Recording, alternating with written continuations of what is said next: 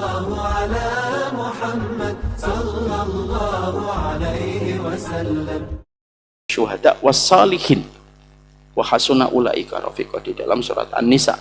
Ini adalah golongan orang yang dirahmati oleh Allah itu 4. Minan nabiyyin, para nabi, wasiddiqin, orang yang berjalan di atas kebenaran, petunjuk yang ditinggalkan para nabi, syuhada, orang yang mati syahid. Yang keempat itu salih, Pak. Dia paling buncit. Tapi dia termasuk kaum yang diridhoi oleh Allah. Orang solih itu tidak satu sifat mereka, karakter mereka tidak satu. Nah, ini kita belajar dari kaum Hawariyun sebagaimana diterjemahkan oleh Imam Ibn Rajab.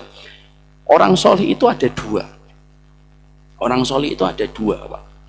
Yang pertama, solih li nafsihi, yaitu orang solih ketika dia melakukan ketaatan, melakukan ibadah hanya sebatas untuk dirinya sendiri.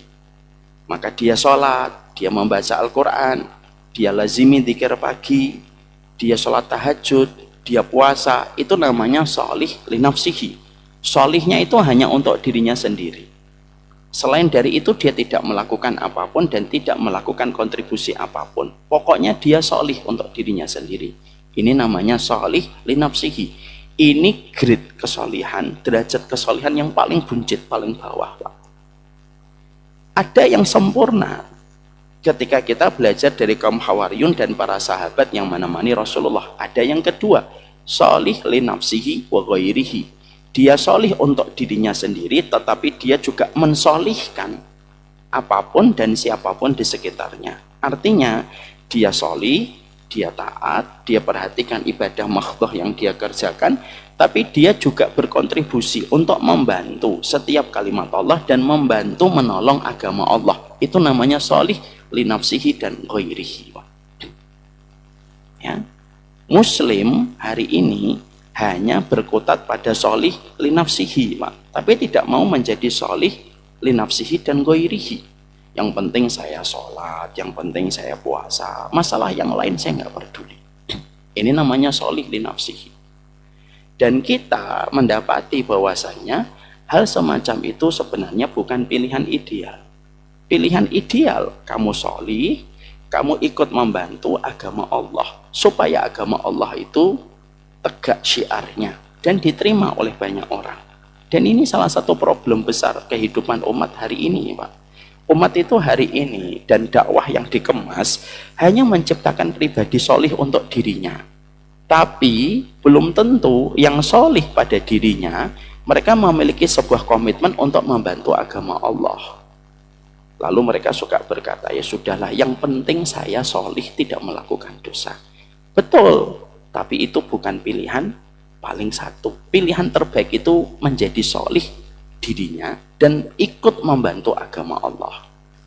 Makanya akhirnya kita, kalau kita pengen menabung sebuah saham yang sangat besar, yang bermanfaat, saham itu kita petik ketika nanti kita berjumpa di kampung akhirat kita. Jangan hanya solih untuk diri, Pak, tapi harus membantu agama Allah dan menjadi solih untuk yang lainnya. Datang ke masjid, apa yang saya bisa bantu untuk masjid? Ini termasuk solih li nafsihi dan ghairihi. Datang kepada komunitas dakwah, datang kepada seorang ustadz yang kita percaya amanah ilmunya, ini termasuk solih li nafsihi dan ghairihi, Pak. Kalau orang mindsetnya ketika menjadi muslim bukan hanya menjadi solih untuk pribadinya, tapi dia sudah berkomitmen untuk membantu agama Allah, inilah cepatnya syiar Islam akan tersebar.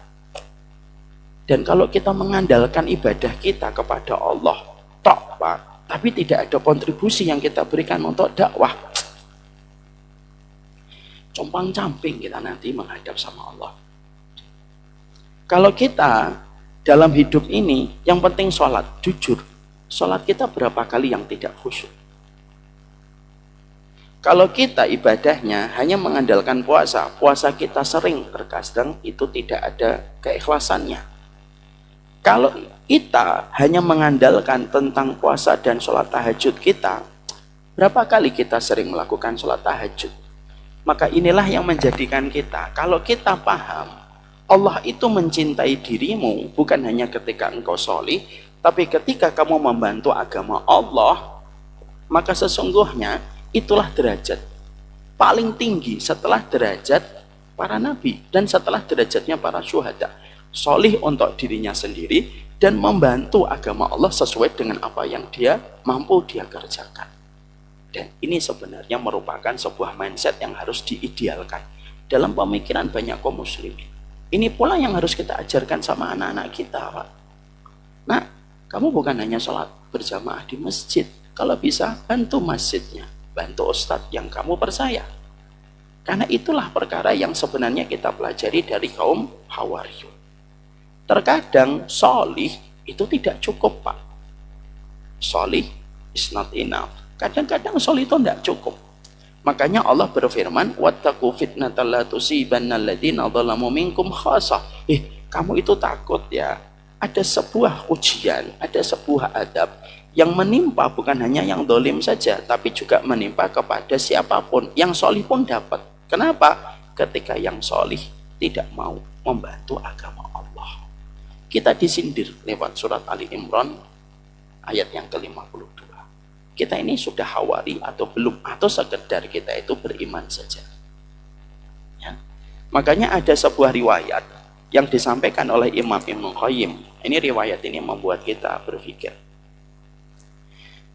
Ada satu kaum, pada kaum itu banyak melakukan kemaksiatan, Pak. Maksiatnya banyak. Lalu Allah perintahkan malaikat untuk memberikan azab pada kaum itu. Karena maksiatnya itu sudah luar biasa. Tebal sekali. Azab. Kamu siksa kaum itu sudah melampaui batas. Malaikat turun, Pak. Ketika malaikat turun kepada kampung tersebut, ternyata ada salah satu di antara penduduk kampung yang dia solih dan selalu bersujud sama Allah. Dia sujud terus sama Allah. Malaikat itu ketika melihat sosok orang yang sedang khusyuk beribadah kepada Allah, malaikat itu bingung. Ini diadab enggak? Karena ada ahli ibadah di dalam kampung itu. Lalu akhirnya malaikat balik lagi kepada Allah, menyampaikan, ya Allah, satu kampung yang engkau tetapkan memberikan adab karena kemaksiatan di kampung itu, maka ada salah satu di antara penduduk kampung itu yang solih. Dia sedang sujud kepada engkau, ya Allah. Apakah kami tetap harus mengadab kaum itu? Padahal kaum itu di antara mereka ada yang sedang khusyuk beribadah kepadamu. Kata Allah, jawaban Allah, kata Rasulullah, kamu tetap siksa kampung itu. Dan dimulai dari orang yang sedang bersujud. Lalu Allah menerangkan alasannya. Kenapa? Karena wajahnya tidak pernah berubah merah melihat kemungkaran dan kemaksiatan di tempatnya. Karena dia, imannya tidak menjadikan dia menghentikan kemaksiatan di kampung itu. Kamu siksa. Kampung itu dimulai dari orang yang sedang bersujud tetapi wajahnya tidak pernah berubah merah melihat kemungkaran. Ini sama dengan kasus pidana, Pak. Kejadian Saiful Jamil yang viral beberapa hari ini. Pak Ujang kenal Saiful Jamil? Kejadian Saiful Jamil itu membuktikan apa yang diberitakan Rasulullah dalam riwayat yang disampaikan oleh Imam Ibnu Qayyim. Yang memakai narkoba Saiful Jamil atau sopirnya? Sopirnya. Tapi kenapa Saiful Jamil itu ditangkap? Karena berada pada tempat yang dekat dengan pelaku. Akhirnya diseret. Makanya dalam hukum pidana, siapapun warga negara Indonesia yang melihat kejahatan, lalu dia diam atau dia membiarkan kejahatan itu terjadi, dia terkena delik hukum yang sama. Ada satu rumah ditangkap, ada bandarnya, tapi di situ ada orang itu bisa kena delik hukum, Pak, di dalam hukum pidana. Itu pula yang kita pahami di dalam hadis yang tadi kita pelajari dari Imam Ibnu Qayyim. Makanya akhirnya inilah yang menjadikan kita harus mengerti. Kaum Hawariyun memberi arti kepada kita. Loh, jadi muslim itu yang tidak cukup kalau hanya kita itu sholat berjamaah. Terus, iya ya Ustaz. Ya terus kita bantu. Kalau kita bisa mampu sandal, bantu sandal. Kalau kita bisa bantu membereskan, misalkan sajadah, bereskan sajadah. Apapun yang kita sudah berikan pertolongannya kepada agama Allah, maka itu yang akan kita dapatkan, kedudukan kita melesat tinggi di sisi Allah, Pak. Karena apa? membantu agama Allah itu sangat mulia karena tergantung pada objek yang kita bantu, yaitu agama Allah. Makanya dulu ada seorang sahabat wanita datang kepada Nabi, saya ingin membantu dakwahmu ya Rasulullah, apa yang bisa kamu kerjakan? Saya tidak bisa apa-apa kecuali nyapu. Ya sudah, dia nyapu aja, tiap waktu Masjid Nabawi itu disapu, Pak. Makanya ketika meninggal dunia Rasulullah tidak menjumpai, lalu berkata, mana yang sering menyapu meninggal dunia? Kenapa kamu tidak kabarkan kepada diriku? Para sahabat itu seakan-akan udahlah cuma pembersih dan nyapu di Masjid Nabawi gitu. Tapi Nabi marah, mendatangi kuburnya dan mensolati. Apa yang kita dapatkan? Bukan masalah apa yang kita bantu, tapi objek yang kita bantu menjadikan seseorang itu mulia di sisi Allah.